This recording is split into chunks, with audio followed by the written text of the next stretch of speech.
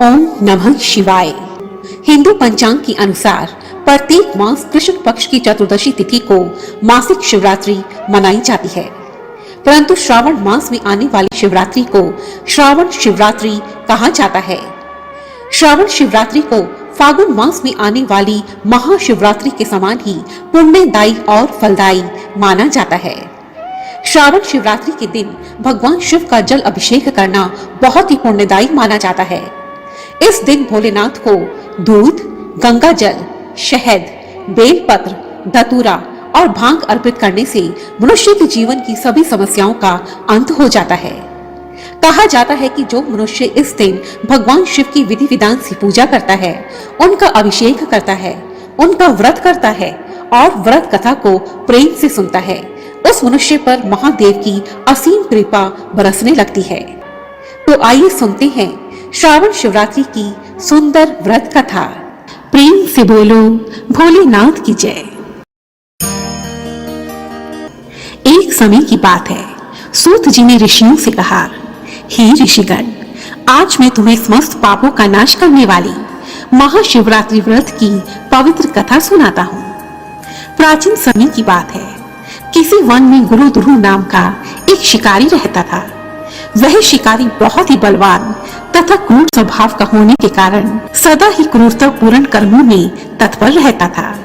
वह प्रतिदिन वन में जाकर मृगों को मारता और वहीं रहकर नाना प्रकार की चोरियां करता था। उसने बचपन से ही कभी कोई शुभ कर्म नहीं किया था। एक दिन संयोग से महाशिवरात्रि का सुंदर दिन आया, परंतु वह दुरात्मा घने वन में निवास करता था। इस कारण इस व्रत के विषय में कुछ नहीं जानता था। हमेशा की तरह वह उस दिन भी धनुष बाण उठाकर मृगों की शिकार के लिए वन की ओर चला, परंतु देव योग से उसे उस दिन वन में कोई जानवर नहीं मिला। शिकारी को वन में भटकते भटकते पूरा दिन बीत गया।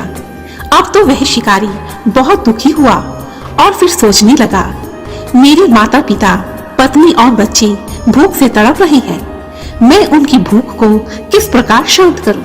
तभी कुछ सोच विचार कर वह शिकारी एक जलाशय के समीप पहुंचा और फिर ऐसा विचार करने लगा कि यहाँ कोई न कोई जानवर तो पानी पीने के लिए अवश्य ही आएगा, उसी को मारकर घर ले जाऊंगा। ऐसा निश्चय कर वह शिकारी एक कलश में जल भरकर वहीं एक वृक्ष पर चढ़ गया। भोलेनाथ की महिमा तो देखो कि वह वृक्ष किसी और का नहीं बल्कि बेलपत्र का वृक्ष था और उसी वृक्ष के नीचे एक शिवलिंग भी स्थापित था, जो कि बेलपत्रों से पूरी तरह से ढका हुआ था। शिकारी को वृक्ष पर प्रतीक्षा करते करते रात हो गई और तभी रात के प्रथम पहर में एक प्यासी हिरनी वहां आई। उस हिरनी को देखकर उसका वध करने के उद्देश्य से शिकारी ने तुरंत ही धनुष पर बाण चढ़ाया, परंतु ऐसा करते समय उसके हाथ के धक्के से कलश में से थोड़ा जल और कुछ बेलपत्र वृक्ष के नीचे स्थापित शिवलिंग पर गिर गए और इस प्रकार अनजाने में ही शिकारी के हाथों महाशिवरात्रि की प्रथम पहर की पूजा संपन्न हो गई।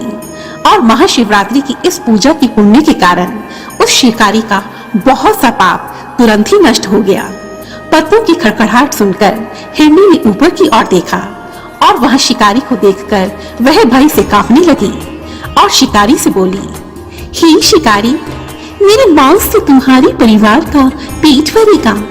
मेरे इस अनर्थकारी शरीर के लिए इससे अधिक महान पुण्य का कार्य और क्या हो सकता है? परंतु हे शिकारी, मेरे बच्चे घर पर इंतजार कर रहे हैं। मैं अपने बच्चों को अपने पति अथवा बहन के पास सौंप कर तुम्हारे पास वापिस आ जाऊंगी। मैं तुम्हारे सामने शपथ लेती हूँ। इस प्रकार अनेक शपथ लेकर वह हिरनी चुपचाप खड़ी हो गई। तब शिकारी ने उस पर विश्वास करके कहा, अच्छी बात है, अब तुम अपने घर जाओ। यह सुनकर वह हिरनी बहुत ही हर्ष के साथ झूमती झामती अपने घर वापस चली गई। उधर कुछ समय के पश्चात रात्रि का दूसरा पहर भी आरंभ हो गया और उसी हिरनी की दूसरी बहन उसी की राह देखती देखती उसी जलाशय पर जल पीने के लिए पहुंची। उसे देखकर शिकारी ने फिर से धनुष बाण खींचा और इस बार फिर से थोड़ा सा जल और थोड़े बेलपत्र शिवलिंग के ऊपर गिरे। इस प्रकार उस शिकारी के हाथों शंभु भगवान की दूसरे पहर की पूजा भी संपन्न हो गई। यह हिरनी भी शिकारी को देखकर भय से कांपने लगी और शिकारी से प्रार्थना करने लगी, हे शिकारी, मेरा यह शरीर धन्य हो गया जो यह तुम्हारी भूख मिटाने के काम आएगा, परंतु मेरे छोटे छोटे बच्चे घर पर अकेले हैं, इसलिए मैं उन्हें अपने स्वामी को सौंपकर तुम्हारे पास वापस आ जाऊंगी। उस हिरनी के बार बार गिड़गिड़ाने पर शिकारी ने कहा, ठीक है, पर जल्दी वापस आना। और वह हिरनी हर्षपूर्वक जल पीकर वापस चली गई। इतने में ही रात का दूसरा पहर भी बीत गया और तीसरा पहर आरंभ हो गया और कुछ ही देर में एक हुष्ट पुष्ट हिरण वहां पहुंचा। उस हिरण को देखकर शिकारी बहुत प्रसन्न हुआ और धनुष पर बाण रखकर उसे मार डालने को उद्यत हुआ। ऐसा करते हुए प्रारब्धवश कुछ जल की बूंदें और कुछ बेलपत्र उस शिवलिंग पर गिरे, जिससे कि उसके सौभाग्य से भगवान शिव की तीसरे पहर की पूजा भी संपन्न हो गई।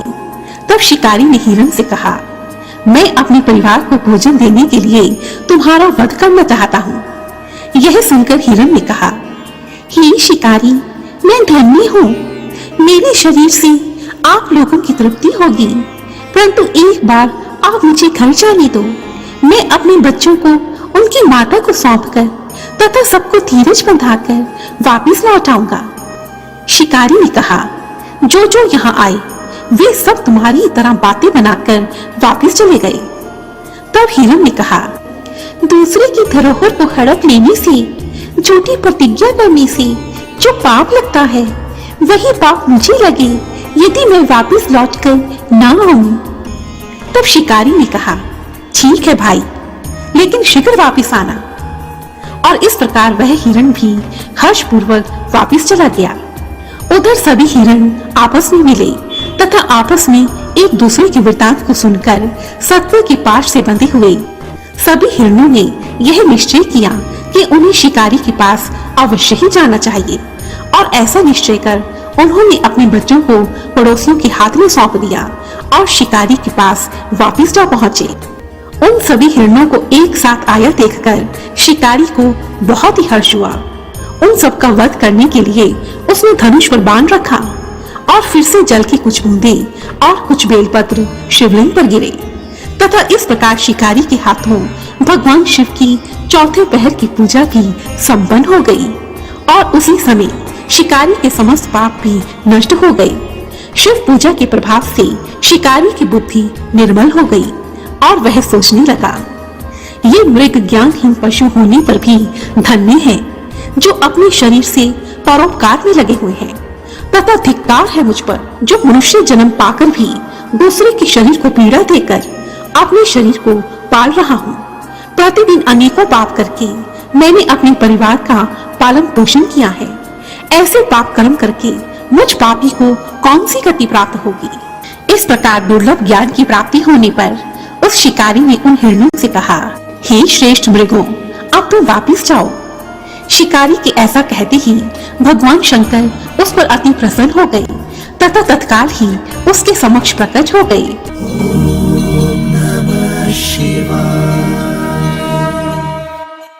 और बहुत ही मधुर वाणी में बोले, हे व्याध, मैं तुमसे अति प्रसन्न हूँ, तुम मुझसे कोई वर मांगो।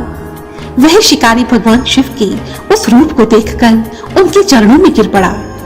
उसके इस भाव को देखकर भगवान शिव बहुत प्रसन्न हुए और बोले, हे शिकारी, मैं तुम्हें गुह नाम प्रदान करता हूँ।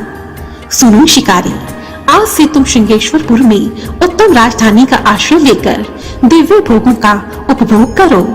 देवता भी तुम्हारी प्रशंसा करेंगे। हे व्याध, मेरे भक्तों पर स्नेह रखने वाले भगवान श्री राम एक दिन निश्चय ही तुम्हारे घर पधारेंगे और तुम्हारे साथ मित्रता करेंगे। मेरी सेवा में मन लगाकर तुम दुर्लभ मोक्ष को प्राप्त करोगे। ऐसा वर प्रदान कर देवों के देव महादेव वहां से अदृश्य हो गए। वे सभी हिरण भी भगवान शंकर के दिव्य दर्शन पाकर मृग योनि से मुक्त हो गए तथा दिव्य देह धारण कर विमान पर बैठकर दिव्य धाम को चले गए। वह शिकारी भी उस दिन से दिव्य भोगों का उपभोग करता हुआ अपनी राजधानी में रहने लगा। और जब भगवान श्री राम वनवास को गए तब उसकी मित्रता भगवान श्री राम से हुई तथा अंत समय में उस शिकारी को शिव का सायुज्य प्राप्त हुआ। अंत में सूत जी कहने लगे, हे ऋषिगण, इस प्रकार अनजाने में की गई महाशिवरात्रि की पूजा से उस शिकारी को मोक्ष की प्राप्ति हुई। संपूर्ण शास्त्रों तथा ग्रंथों में महाशिवरात्रि के इस व्रत को सबसे उत्तम व्रत माना गया है। इसलिए अपना हित चाहने वाले मनुष्य को इस शुभ व्रत का पालन अवश्य ही करना चाहिए तथा प्रेम से इस व्रत कथा का श्रवण करना चाहिए। जय भोलेनाथ। प्रेम से बोलो भोलेनाथ की जय।